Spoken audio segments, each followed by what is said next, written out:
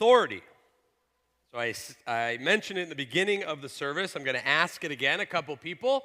When you think of the word authority, now I am looking for something specific. I know, cue the rolling of the eyes. When you think of the word authority, what comes to mind? Or what do you think I'm looking for? When you think of the word authority, what comes to mind? Angry dad. Interesting. Okay. Yeah.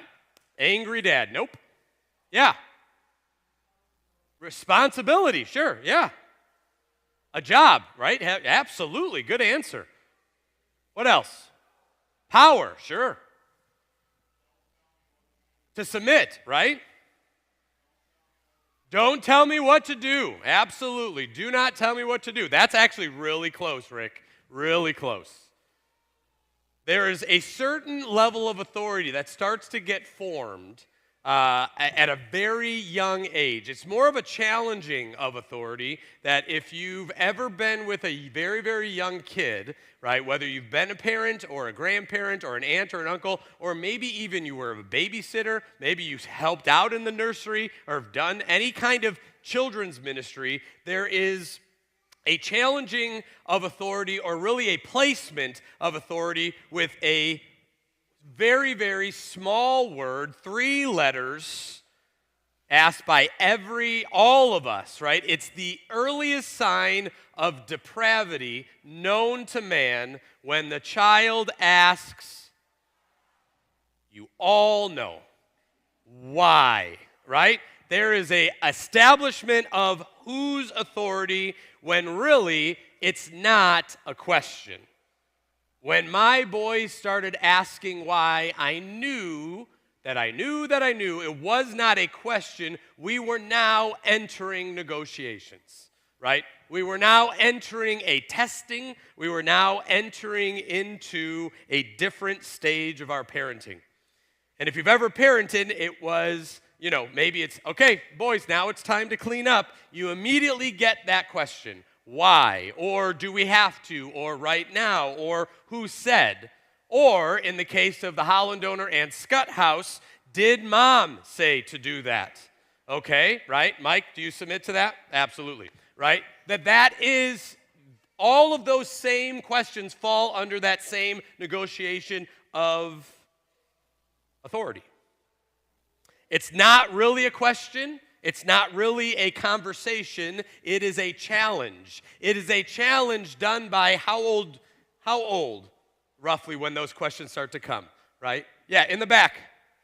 About 3, right? I'm not going to say that it was the Vandermeidens, right? But that was about 3, right? That happened there. And so that's roughly around that time when that authority starts to get challenged, when that I would say that our kids' mouths are starting to write checks that their bodies can't cash, right? They start to really put it out there that they think they can challenge mom and dad.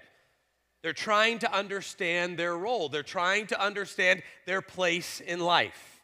And that's usually met not always in the best way. Yet the funny thing is, if you're like my kids, though it was met with a very abrupt ending to a lot of those conversations, they still went back to the well.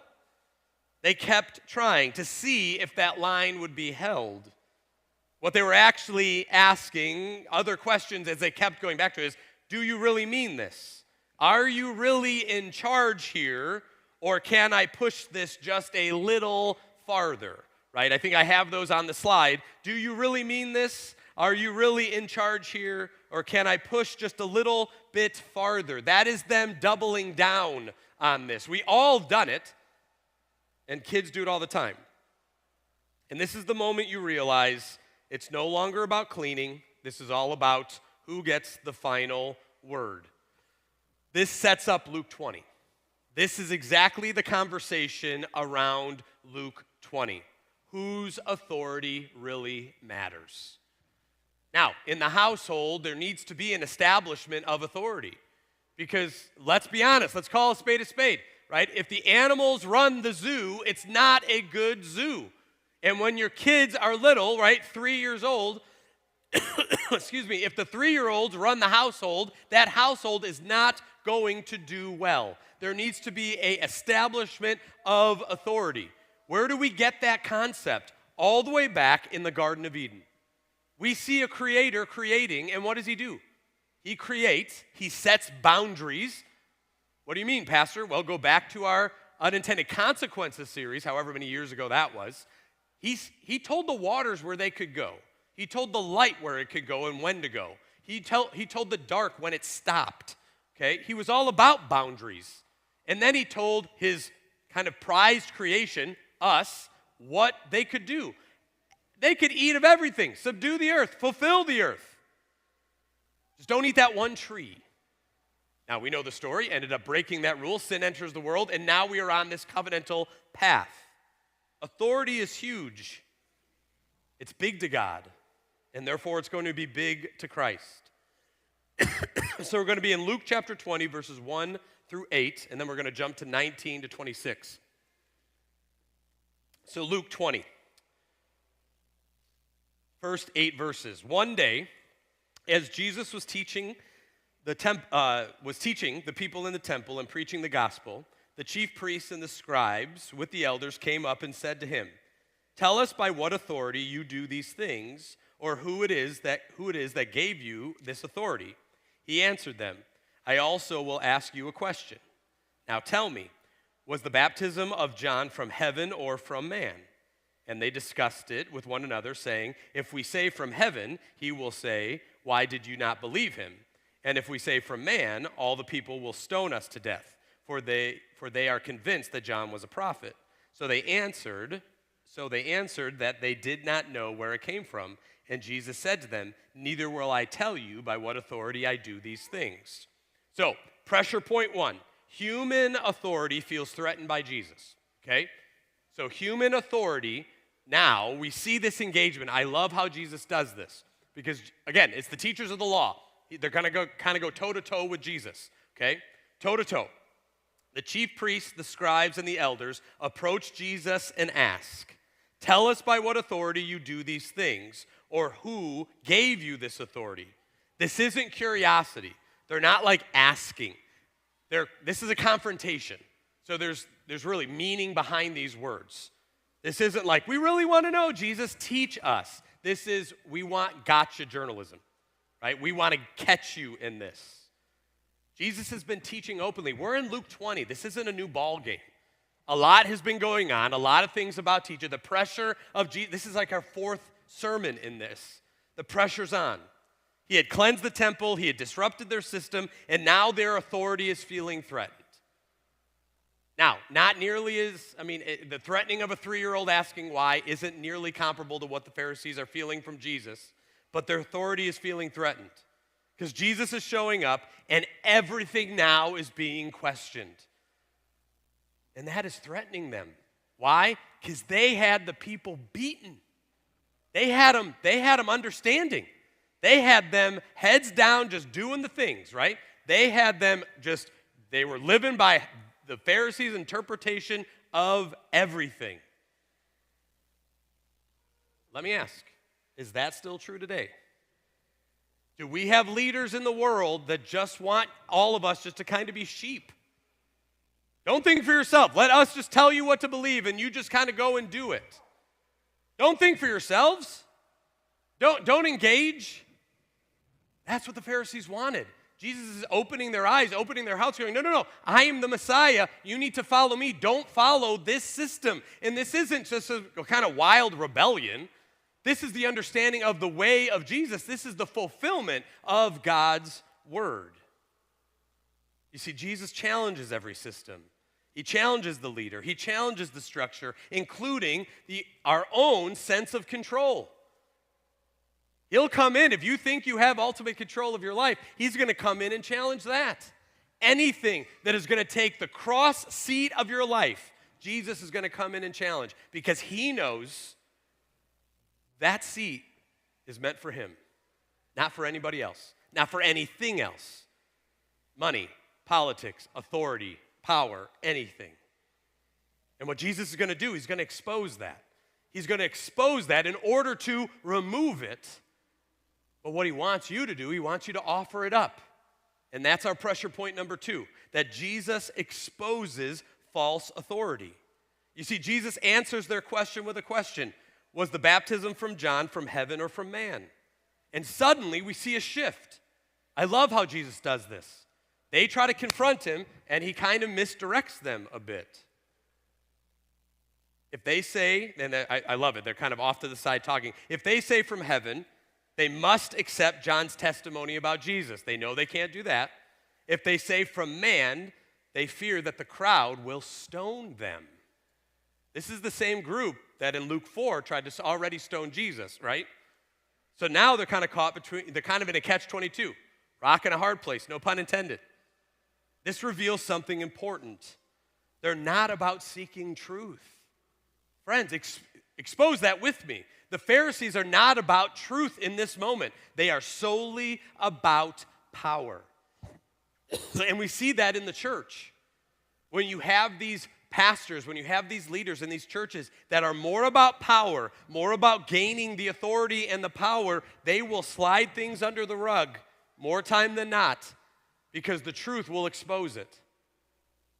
That's where accountability in our life, in systems, and all of these things, that's what makes it so important. That's exactly what Jesus is bringing up.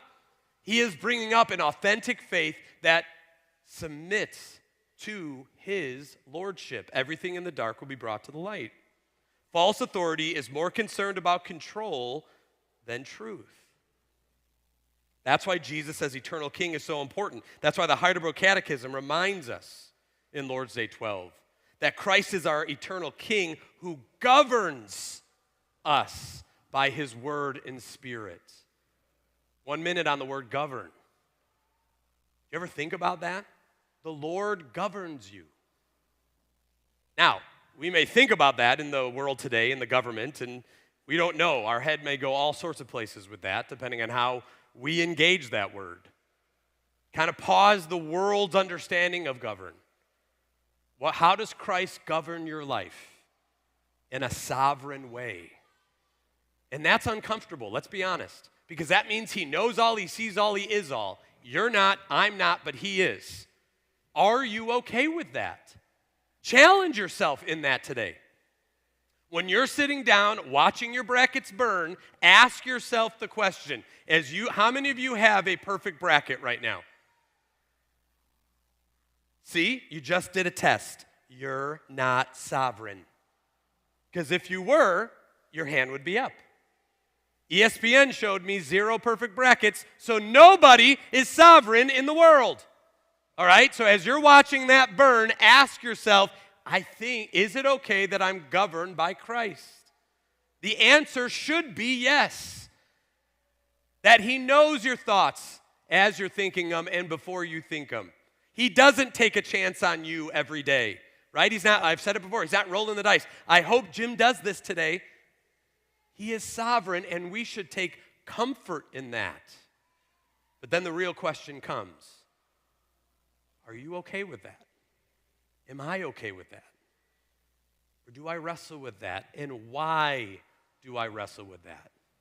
Why do I wrestle, maybe internally, with the fact that Jesus knows everything about me, that Jesus governs my life? Why do I wrestle with that?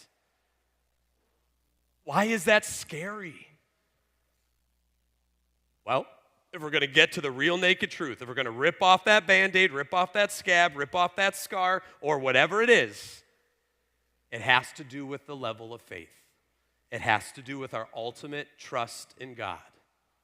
Because when the chips are down, when the bank account's in the negative, when nobody is connecting with you, when you feel all alone, is that faith still there?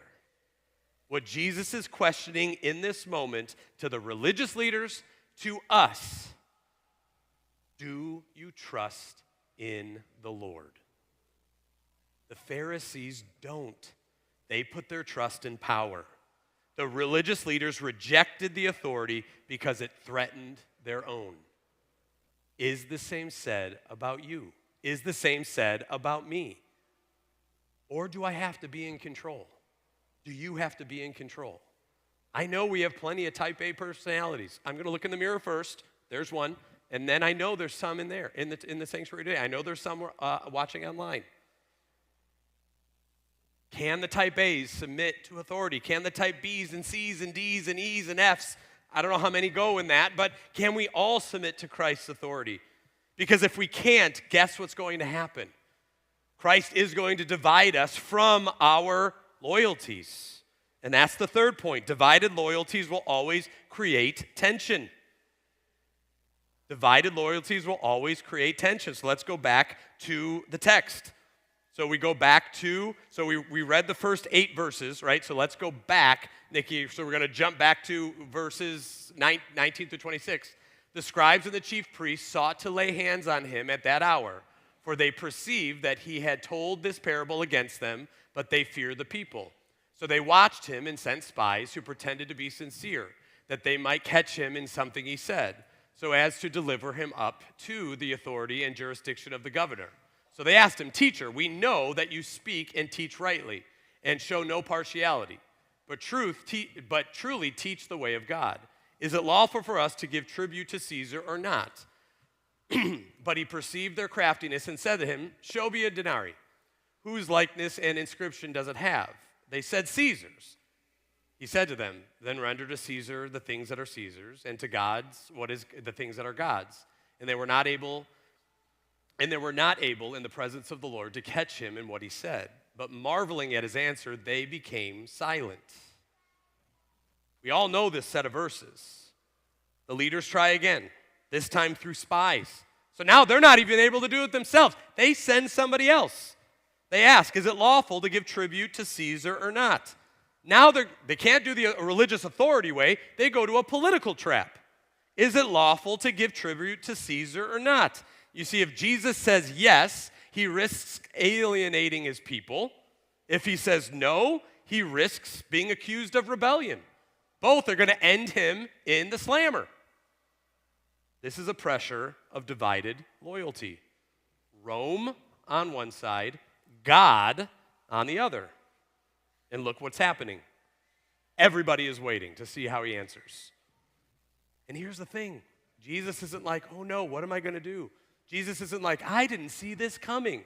He knows exactly what to do. He saw this coming. That's why he's sovereign. So what does he do? He redefines the whole conversation. He redefines what belongs to God. He asks for a denarii. He asks for a coin. Whose likeness and inscription does it have? Of course, they answer Caesar's. He says, "Then give to Caesar what is Caesar's. Give to God what is God's." To me, one of the most profound verses in all of Scripture. This statement by Jesus means so much to me. And again, if you receive it, might mean a whole lot to you as well today. There are things that belong to earthly authority. There just is. How do I know? How many of you have already filed your taxes? How many of you plan to? How many of you don't? Don't raise your hands. We live stream. There you go.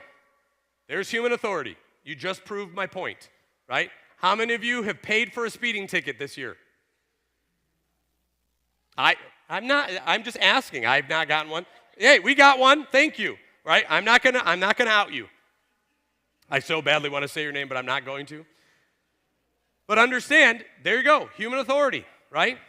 How many of you have done dishes in the last month? Yeah, you just fell under your wife's authority. There you go. All those things, you have fell under human authority. There is going to be earthly authority in life, right? That's why you stop at stop signs-ish, right? That's why you stop at red lights. That's why when the train starts on the 31st, and there's going to be 7 runs a day going through Munster, my hope is when those gates are down, you stop.